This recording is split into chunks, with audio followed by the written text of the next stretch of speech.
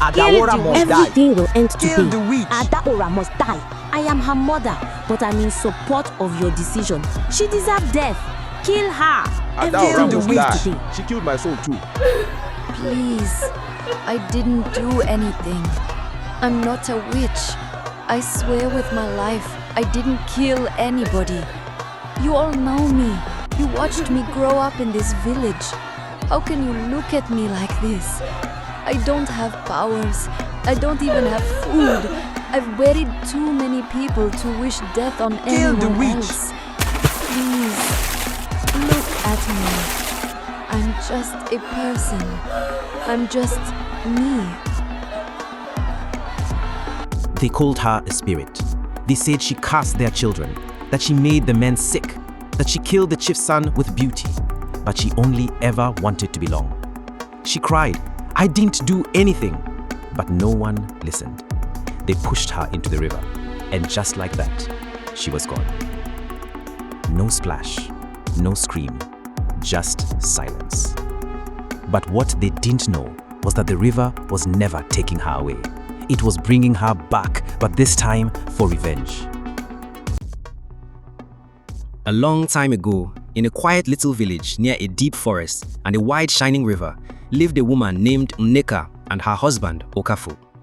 Their home was small, just one room with a soft mat, a fire to cook, and a little stool outside where they sat in the evening breeze. They had goats, a small yam farm, and kind hearts, but they had no children. For many years, Nneka prayed, "Please, let me hold a baby, just one." She whispered these words at night under the stars. Okafor always said, "Maybe soon, my dear, maybe tomorrow." But many tomorrows came, and still, no baby. One early morning, when the sun was still sleeping behind the hills, Nneka woke up and carried her clay pot to the river. The path was quiet. Her bare feet touched the soft grass. Birds hadn't begun to sing yet. She reached the riverbank, bent down, and began to wash. Then she heard it. Wah! Wah! A baby was crying. Nneka looked up, heart jumping. She looked left, right. There was no one. Then she saw something floating on the river. It was a basket, a round woven basket drifting gently across the water.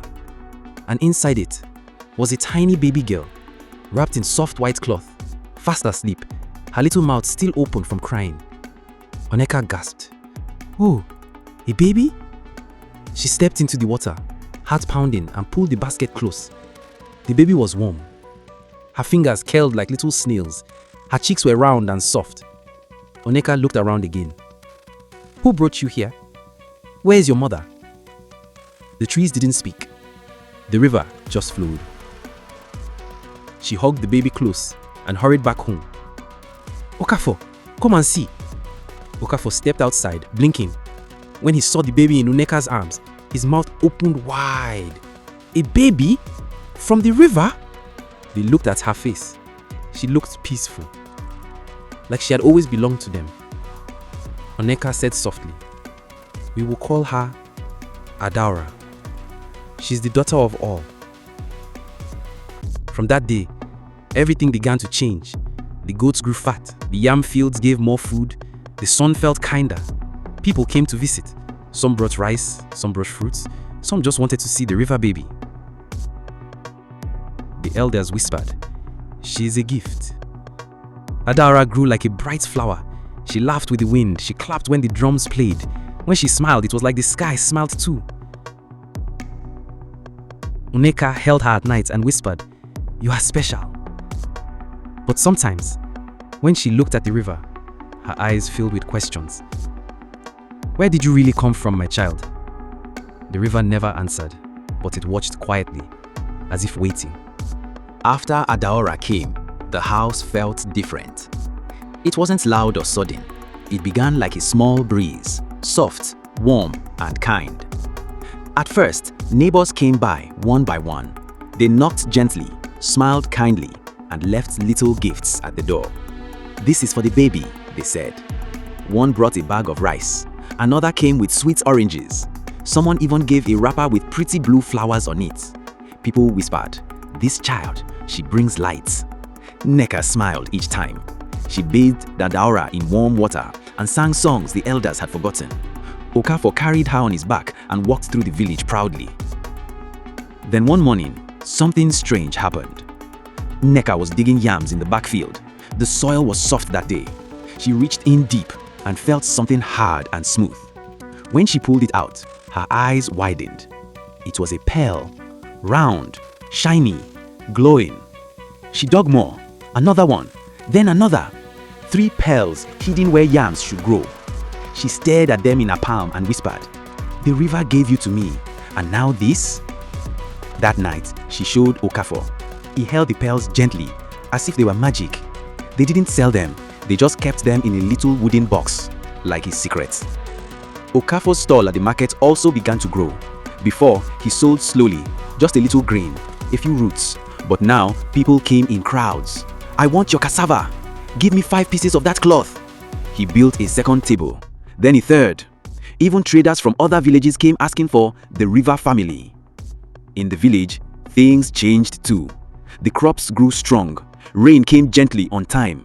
The children stopped getting sick. Drums sounded louder at night. The air felt lighter. People began to whisper more.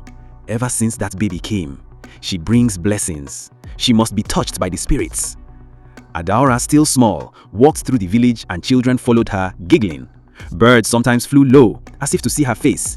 Even the dogs wagged their tails when she passed. 6 years passed like a dream. Adaora was now a little helper, carrying small baskets, singing with the birds, learning to cook. She had soft eyes and a bright smile. She loved flowers and warm rain. Then one quiet morning, Nneka felt something flutter inside her belly. She placed her hand on it. It moved again. She sat still, her eyes filled with tears. "Adaora," she whispered, calling her gently. Adaora came running. "Yes, Mama." "There's another gift coming," Nneka smiled, placing Adaora's hand on her belly. Months passed. The belly grew round. People sang. And one morning, just as the sun peeked over the hills, a new baby was born. Another girl. They named her Ngozi, which means blessing. From then, the house grew even bigger. Brick walls rose higher. Servants came to help. The girls had clothes of silk and gold beads. The floors were swept twice a day. The food never ran out. When they walked through the market, people bowed. "Those are the river children," they whispered. But though the house grew tall and the beads grew brighter, the river still flowed quietly outside the village, watching, waiting. And Adaora sometimes still stood by it, holding her little sister's hand, wondering, will everything always stay this sweet? One sunny morning, Nneka called Adaora and placed a clay pot in her hands. "Go and fetch water," she said. Adaora's eyes sparkled like sunlight on water. It was the very first time Mama was sending her all by herself. She held the pot gently, like it was treasure. "I will go," she said with a proud smile. Little Ngozi jumped up happily too. I want to come," she said, spinning in her soft, shiny beads. But Nneka's voice became sharp. "No, Adaora goes alone." Adaora paused. The joy in her chest dimmed, just a little. She looked at Ngozi, then at Mama. Still, she nodded. "Yes, Mama," she said, quietly. As she walked toward the river, she tried to smile again. Maybe Mama just wants me to learn, she thought. Maybe she wants me to grow strong, like the river. And so she fetched the water. She didn't spill a drop. She came home, tired but happy. She thought she had done well. But after that day, Mama kept sending her again and again and again. "Go get more water. Wash those plates. Didn't I tell you to sweep this corner?" Adaora did everything. She told herself, "Mama is just teaching me to help." She smiled through it. But slowly, things began to change. When Adaora made the soup too thick, Mama snapped, "Do you want to waste everything?" When Adaora folded the wrapper wrong, she shouted, "Why are you so careless?" One day, Ngozi tried to help sweep the floor. She dragged the broom with small hands and smiled. But Nneka yelled, "Stop! What are you doing? Adaora, take that broom. Let your sister rest." Adaora froze. The broom dropped from Ngozi's hand. Adaora bent slowly and picked it up. After that, Adaora did all the chores. She cleaned, cooked, fetched water, and served food. There were servants in the house, yes, but they stood and watched while she worked. Ngozi danced in fine clothes, her hands clean and her feet soft. At first, she thought, maybe Mama is just busy. Maybe I'm stronger. That's why I must help. But one day, While she washed the clothes alone by the backyard, she heard Mama laughing loudly inside with Ngozi. She heard singing. She heard joy. She stared at her soapy hands. Her smile faded. Why doesn't Mama laugh with me anymore? From that day, whenever she finished her chores, Adaora walked to the river. She sat on a stone and looked at her reflection. The water showed her face, calm, quiet, a little tired. She whispered, "Is something wrong with me?" The river didn't answer, but the breeze kissed her cheeks, like it was trying to say, "I see you." She cried sometimes, wiping her tears with her wrapper. Then she stood up, fixed her face, and walked home. No one noticed her red eyes. No one asked her, "Are you okay?" She cooked the meals. Everyone ate. Sometimes she got the cold piece. Sometimes nothing. But she found tiny treasures outside the house, like a smile from a neighbor, the cool river water on her feet, or the soft quiet before morning began. One day, as she sat by the river, something strange happened. A shadow moved on the water. Not hers. It passed and vanished. She looked around quickly. No one was there. She blinked, then shook her head. Maybe it was nothing. But that night, for the first time, she dreamed of the river calling her name. Time passed like wind through trees, and one day, the girls were no longer little. They had become young women. On the morning of their 18th birthday, the sun rose golden and gentle. Ngozi danced in silk, her wrists jingling with beads. Servants clapped and sang. Nneka smiled proudly at her youngest. But then, Adaora stepped outside. Her wrapper was old, faded from many washings, yet something about her made everyone stop. Even the wind paused to look. Her skin shimmered like river water at dusk. Her eyes held a light that didn't belong to the earth. Her smile was soft but strong, and it reached into people's hearts. Villagers whispered as she passed. "That one, she's not just a girl, she's from the gods. She walks like a story waiting to be told." Ngozi heard it, every word. At first, she forced a smile, but inside her chest, something tightened. It began with small things. When they walked through the market, people looked at Adaora first. When strangers visited the house, they asked, "Which one is the river daughter?" Their eyes always settled on Adaora. Ngozi started to feel invisible. Then came Obinna, the chief's son. He rode into the village on a tall brown horse. His robe was fine, his sandals new. Everyone watched as he stepped down and greeted the family. He smiled politely at Ngozi, but when he saw Adaora, he stared too long. That day he asked many questions. What does she like to eat? Where does she sit by the river? Does she wear blue often? The next day he returned with a golden hairpin, but he gave it to Adaora, not Ngozi. He waited by the river. He brought fruits. He carved her name into wood and handed it to her with shaking hands. Ngozi watched all of it. That night, as the fire crackled low, Nneka sat beside Ngozi. Her voice was like poison covered in honey. She softly said, "You see now, didn't I warn you? She will take everything, even your future." Ngozi said nothing, but her heart twisted. The next morning, she didn't greet Adaora with a hug. Her laughter around her sister began to fade. When Adaora handed her food, she took it with stiff hands. When Adaora shared a story, she turned away before it ended. Her smiles became thin, her eyes colder. But Adaora, she didn't change. She still gave the biggest share of her meat to Ngozi. She still reached for her hand during walks. She still braided her hair with care. She still remembered. Because before this, they had been close, closer than air. They had once shared tiny secrets under the moon. They had giggled in the yard running barefoot. They had whispered wishes into each other's ears before falling asleep. At last year's festival, Adaora gave Ngozi her favorite red beads, the ones she had saved since childhood. Back then, Ngozi had hugged her tightly. But now her hugs were gone. When Adaora tried to talk, Ngozi gave short answers. When Adaora smiled, Ngozi looked away. Adaora felt the change like a slow bruise inside her chest. One evening, she sat by the river with her old diary. The moon shone faintly. She wrote, "How can someone love you yesterday and hate you today?" The river, as always, said nothing, but the wind grew colder, as if it knew. At first, it was small, like the air around her had changed. Her mother no longer looked at her when she spoke. And when she did, her words were sharp, like tiny knives hidden in smiles. Why are you always just standing there? Is it only beauty you have? Her sister, once her shadow and her song, now passed her without a word. No hugs, no laughter, just silence, or worse, cold stares. In the village, things shifted too. When she passed, people looked twice. She's not normal, some whispered. She's from the gods, others said. And slowly, that whisper turned into something else.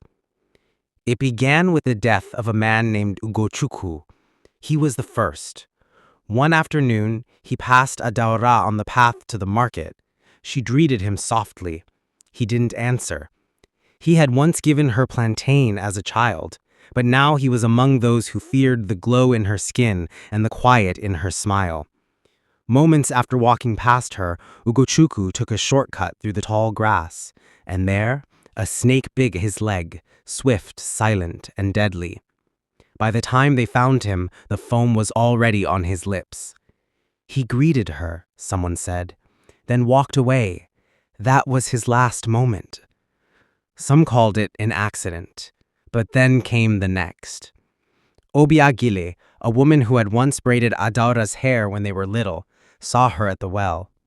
Adaora offered to carry her calabash. No, she said sharply. I can carry my own. She turned away quickly and slipped on a wet stone. Her arm cracked on the edge of the well. Her water spilled, her arm twisted like a rope. She said no to the river girl, someone whispered. Then Nnamdi, the palm wine tapper, he had laughed at Adaora with his friends just days before. They joked she could melt mirrors. The next morning, Nnamdi fell from the tree, broke his ribs, couldn't speak for days. You hear what happened to him? One man asked. Of course, another replied. He just talked with her, and now he can't even breathe right. And it kept happening. A goat farmer tripped and hit his head on a stone. A girl who took Adaora's seat at the stream broke her ankle hours later. A trader who scolded her at the market lost his voice for 3 days. A boy who pulled her wrapper in mockery fell into a ditch the same evening. An old woman who whispered witch behind her back found her roof blown off by wind no one else felt. By the 10th misfortune, people stopped calling it coincidence. They called it a curse. They whispered in corners. They nodded without words. She's dangerous, someone said. I won't talk to her anymore, another replied. Even those who loved Adaora began to step away. She greeted me this morning, one woman told her husband. I didn't answer. Good. Better to live with silence than die with a smile. By now, Adaora could feel it. She would reach for a bowl, and the hand beside hers would pull back. She would speak, and no one would meet her eyes. Her sister, Ngozi, began to look at her with a strange stillness. Nneka, their mother, said nothing. But her silence had sharpened into something cold, and deep inside Adaora, a quiet ache began to grow. The fear around Adaora grew like weeds in a forgotten field. She no longer greeted anyone fast. She walked quickly, eyes lowered, hands folded. But even her silence made people uncomfortable. She doesn't even blink, some said. She's always listening, said others. No one remembered her kindness anymore, only their fear. Then, one morning, Obina came to the village. He was the chief's only son, tall, calm, and curious. He had heard stories of the village girl with river-light skin. At the market, he passed through the stalls. He greeted the elders. He nodded at the traders. And then he saw her, Adaora. She stood by the yam pile, holding a basket. Her wrapper was faded. Her hands were dusty. But Obina could not look away. He walked up to her. May I carry your basket? He asked. Adaora blinked, unsure. No one had offered help in months. "It's not heavy," she said gently. Obina smiled. "Still, let me." From that day, he found reasons to be near. He waited by the river. He passed by her compound with roasted plantain in hand. He carved her name in a calabash and left it near her doorway. He brought her a white bead and said, "For your hair, it suits you." Ngozi saw all of it. At first, she tried to laugh. She told herself, "He's just being friendly." But inside, something cracked. At night, when the house fell asleep, she slipped outside. There was a mango tree near the back fence, old and wide. She sat beneath it, hugging her knees, looking up at the stars. "I don't want trouble," she whispered. "I didn't ask for this." The wind rustled the leaves, but no answer came. Then one evening, she saw something. A cloth bundle, tied gently, sitting by the tree. Inside, yam, dry fish, warm, as if just cooked. There was no note. She looked around. No one. She stared at the food, confused, but her stomach growled. She sat under the tree and ate slowly, whispering, "Thank you, whoever you are." Far behind the thick bushes, hidden in silence, someone smiled. His name was Chike. He had loved Adaora since they were children. He remembered when they chased butterflies near the yam fields, when she gave him her last piece of roasted corn laughing, when she braided a tiny red thread into his hair during a game and said, "Now you're a prince." As the village turned their backs on her, Chike watched. He saw it all. He saw the sadness behind her quiet eyes, the way she held herself smaller, the way she never shouted back, never asked, "Why me?" He wanted to run to her, hold her, speak, but he didn't. Instead, every evening, he tied little bundles of food. Warm yam, soft moi moi, pieces of fish. He placed them near the tree, always just before she arrived. Then he hid, behind wood piles, behind trees, behind broken walls. He never spoke. He just watched her eat in silence. Sometimes she smiled faintly. Sometimes she wiped her eyes. But every time, she whispered, "Thank you." Chike smiled too. Quiet, soft, the kind of smile only true love knows. Even when the whole village whispered lies, even when they feared her name, Chike's heart did not change. Obina, the chief's son, didn't hide his love anymore. He walked beside Adaora in the open. He brought her flowers. He smiled with eyes full of light. "You are not like the others," he said. "You carry something different, something rare." Adaora said little. She was shy. She had grown used to hiding her light. But when Obina spoke, she listened.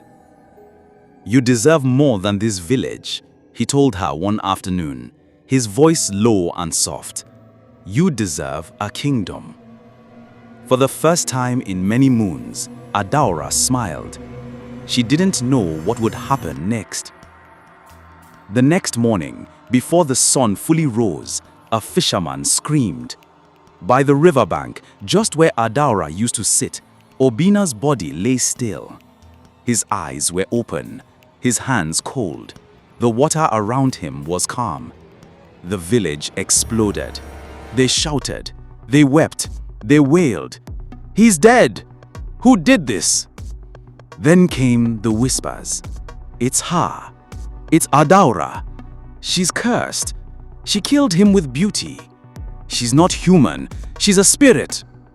The fear spread like fire. Mothers clutched their children. Elders shook their heads. Men tied charms on their waists. Then Nneka stepped forward. Her voice was clear and full of fire. I warned you. I warned you all. She was never ours. She came from the river, and now the river has taken a prince. People listened. People believed. She's a danger to us. She must return where she came from. Led by Nneka, the villagers marched to the compound. They didn't knock. They pulled Adaora from her mat. She was still rubbing sleep from her eyes. She cried, "What is happening? What did I do?" They didn't answer. They tied her hands. They dragged her down the path, the one that led to the river. Ngozi stood by the door. She didn't move. She didn't speak. Adaora's eyes searched for her sister's face.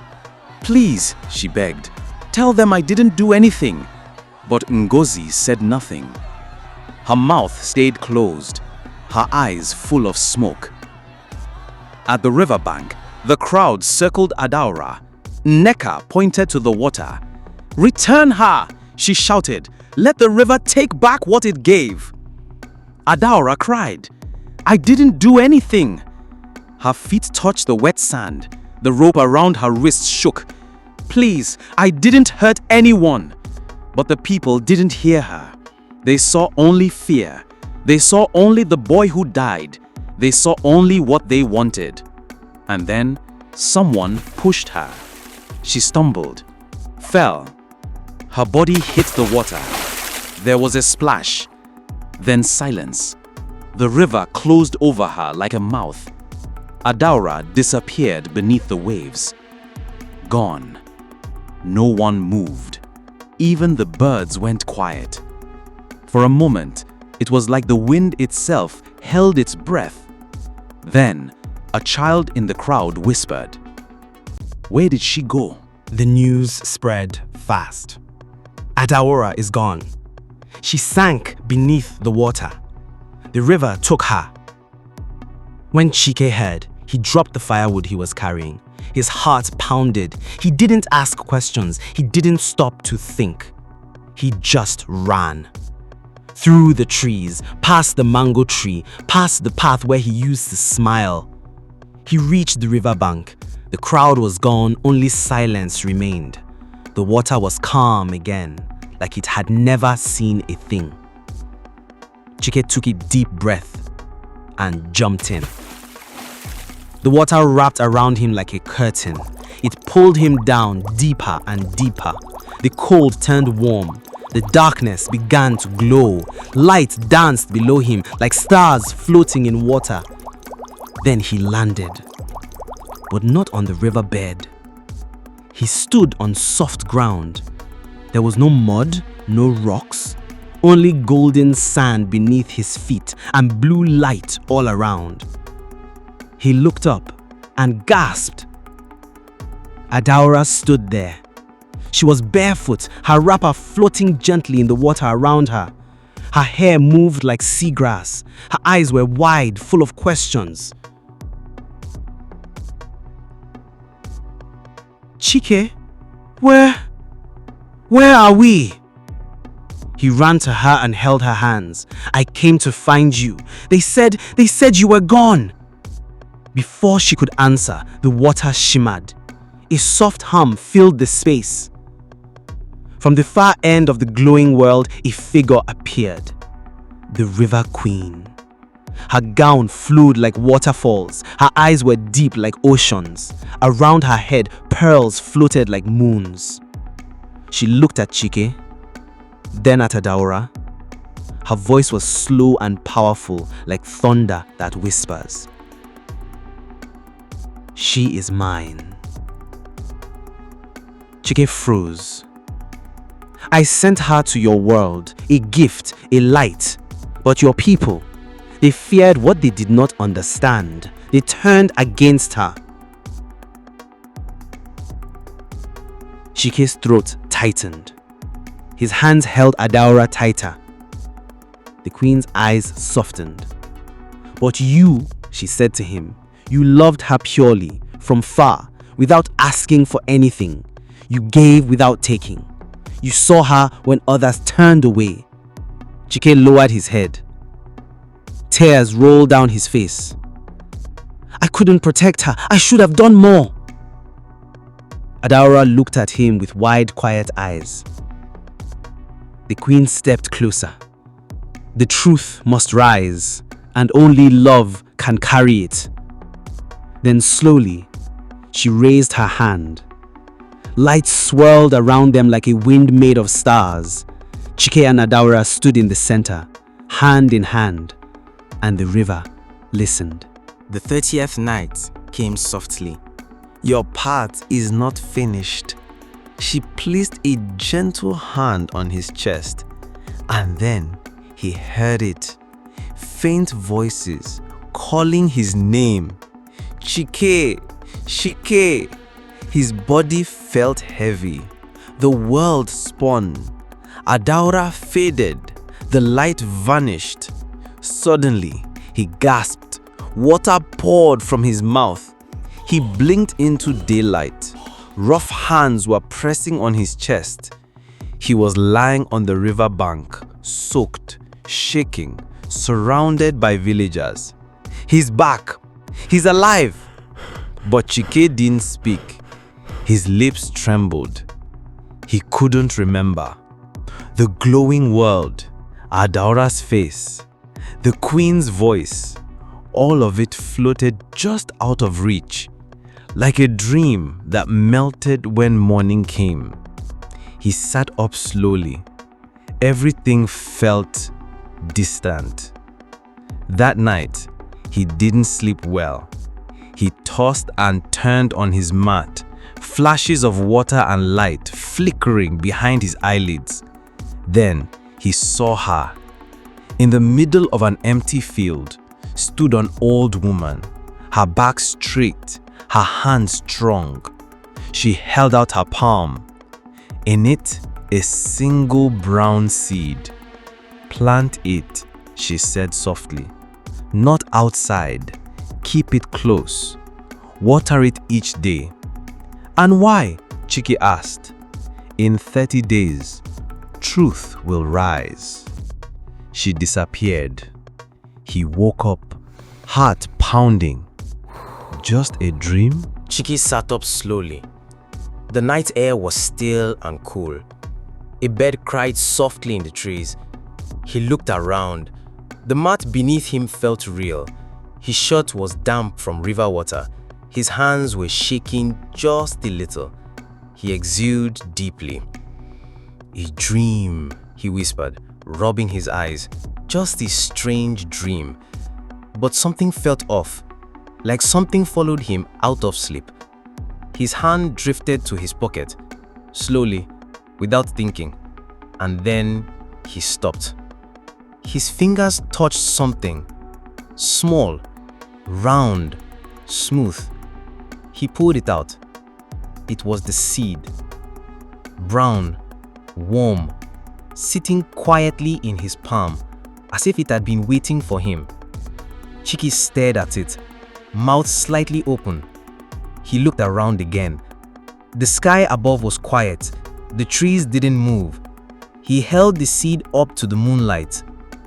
Was that dream real? The old woman's words echoed again in his mind. "Plant it, not outside. Water it daily. In 30 days, truth will rise." Chike hesitated. He turned the seed over in his fingers. It looked ordinary. Just a seed. It didn't glow. It didn't speak. It didn't feel heavy with magic. He almost laughed. But still, a quiet voice inside him whispered, "Try." So, he did. He stood up carefully, hiding the seed in his fist. He moved to the back of the compound, where the old water jars and clay pots sat unused. He picked the smallest and filled it with soil, pressing it down gently with his finger. He looked around once more, making sure no one was watching. Then slowly, he placed the seed in the soil and covered it. He poured a little water from his gourd. Then he walked away. That night, he barely slept. The next morning, he ran back to the pot and stopped. Something green was pushing through the soil. A tiny shoot, just a baby leaf, but alive. Chike stepped back, heart racing. He blinked, then leaned closer. He reached out and touched it. It didn't disappear. It was real. He laughed quietly, nervously. No way. This is not normal. That night, he returned again. The tiny shoot had grown taller, stronger.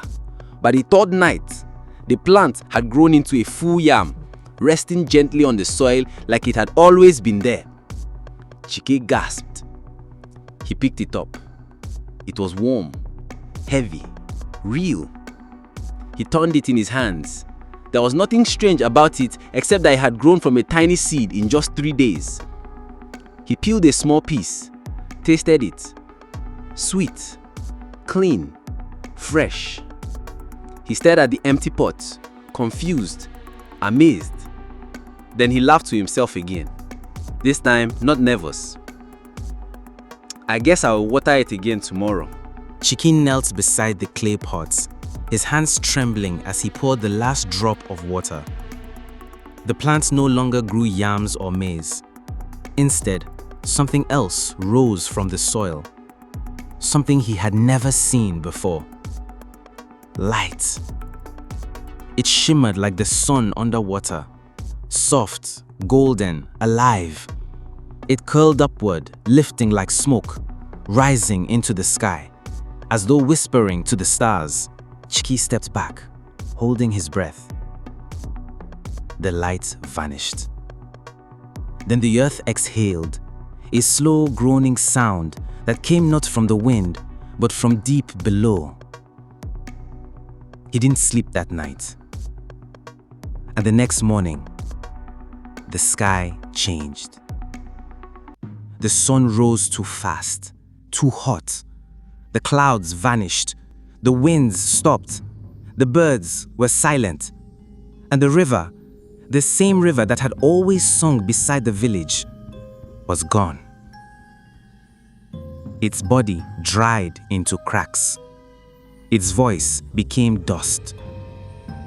People ran to the riverbed in disbelief. Some fell to their knees, others shouted, but no answer came. Then the land followed. The yam vines curled into brown ropes. The cassava turned brittle. The green fields faded into gray. The chickens stopped laying. The goats cried through the night. Trees dropped their leaves like tears. No one had seen a sky so dry. Not even the elders. Children asked for water, but the jars were empty. Mothers scraped the inside of old pots, hoping for just one more spoon of food. Even the rich traders, who once wore gold chains and heavy robes, stood in line with bowls in their hands. But gold had become useless. What could gold buy when no one had food? The villagers grew quiet. Those who once laughed at Adaora looked away when her name was spoken. Those who whispered crude things began to whisper to the heavens instead. But the heavens said nothing. Each night, the stars blinked silently. Each morning, the air grew hotter. The soil cracked beneath bare feet. And then, the sickness came. People who once danced now lay in shadows, coughing and crying. Their skin grew pale, their voices weak. The woman who sold beads fell asleep beside her empty stall and did not wake. The man who once led the harvest now stared into the sun with empty eyes. Fear returned to the village, not the fear of spirits, but of what they had become. And still, no rain came. On the 31st night, The skies grew darker than usual. There were no stars, no moon, just a strange, heavy silence. Then in the stillness, the sky cracked. A sound like thunder rolled through the village, but there were no clouds, no storm. Just the voice. It echoed from the mountains, from the trees, from the dry earth itself. You hated the one who blessed you. The villagers froze. Children clinged to their mothers. Old men fell to their knees. You cursed the child I sent to help you. People looked around in fear. Nneka clutched her rubber, shaking. Nguzi stood still, her heart thudding like a drum. Now you drink the poison of your own fear. The ground trembled. The trees shivered without wind. To be free, the voice said, you must give to the helpless, even at your own cost. And then, silence. The voice was gone. The sky stayed dark. Nothing changed. The days that followed were worse. Those who once held power and wealth clung to their gold, hoping it could save them. But gold did not feed the stomach. It could not cool the body. It could not bring back the river. Some cried. Some prayed louder. Some cursed the gods. But others began to remember. They remembered the girl with the soft eyes who once offered her food before eating.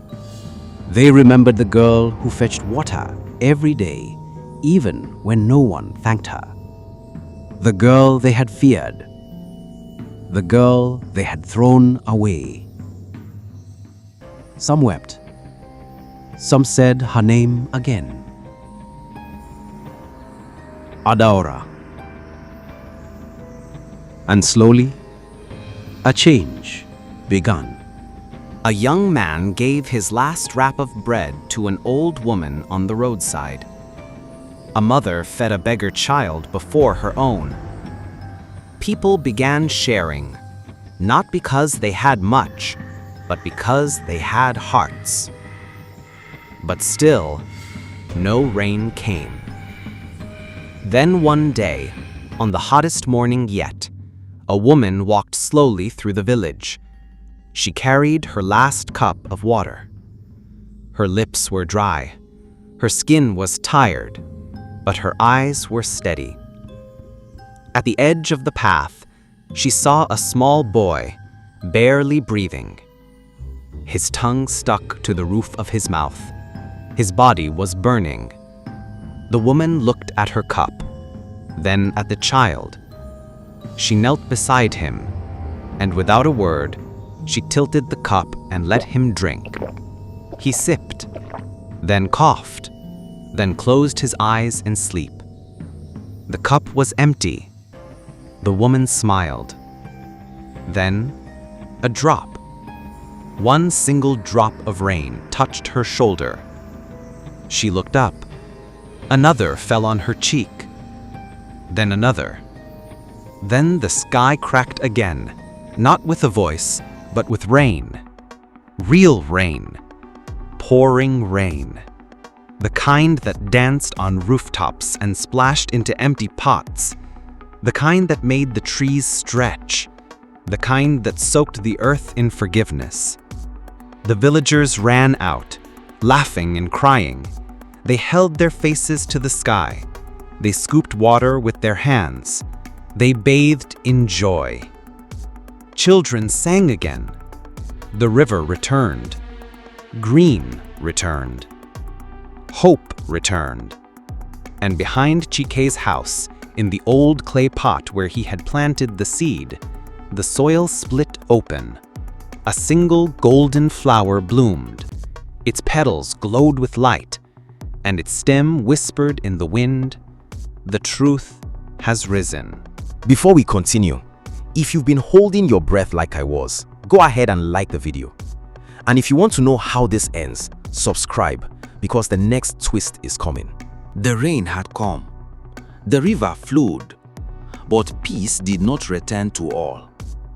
One evening, as the villagers gathered near the old fire circle, rebuilding what had been lost, Nneka stood alone beneath the mango tree, her hands clasped tightly, her face worn from memory.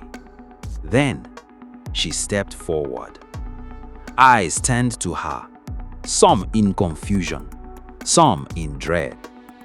She stood before them, the same woman who once led the chants against Adaora, the same one who said she would take everything. Her voice cracked. I have something to confess. Whispers rippled through the crowd. Nneka looked older than ever, like the truth had been weighing her bones for years. Her voice was low.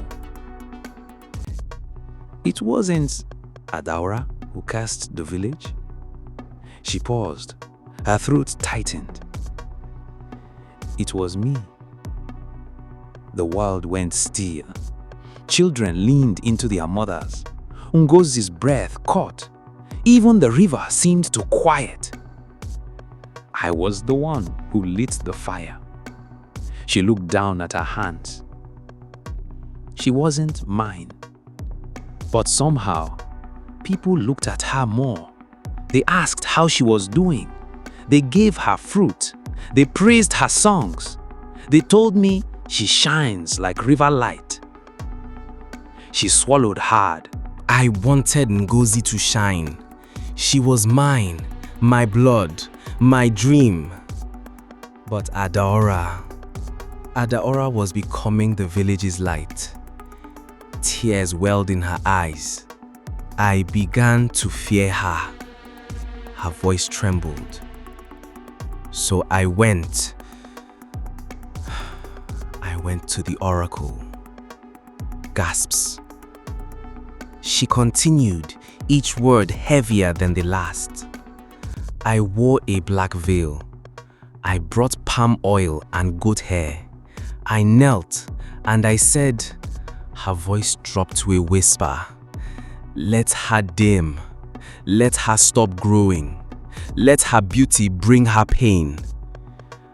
I didn't ask for death. I didn't ask for ruin. I just wanted her to fade. But the oracle said, such a light cannot dim without taking the whole sky. I didn't understand. She closed her eyes. But then, people who touched her began to fall. Friends turned away. Whispers grew. My own daughter began to look at her with fear. And I stayed silent. I watched her cry. I watched her shrink. And even then, I let the lie grow. Her knees gave way. She fell to the ground. I am the poison, not her. I am the curse. I cursed the blessing we were all given. The villagers stared, wide-eyed, unmoving. Even the fire seemed to lower its flame. In the crowd, Ngozi wept silently. And above them all, the river began to ripple once more, as if something ancient had been disturbed. Silence sat heavy over the village. Nneka's confession hung in the air like thick smoke. The villagers stood still, unsure whether to speak, to forgive, or to run. Then the wind shifted. The river began to swell. A low hum rose from the water, as if the earth itself was sighing. And then she came, the river queen. She rose from the current, her crown glimmering with drops of starlight, her eyes deep with knowing. Her feet did not touch the ground. She stood on air, water swelling around her like silk. The villagers dropped to their knees.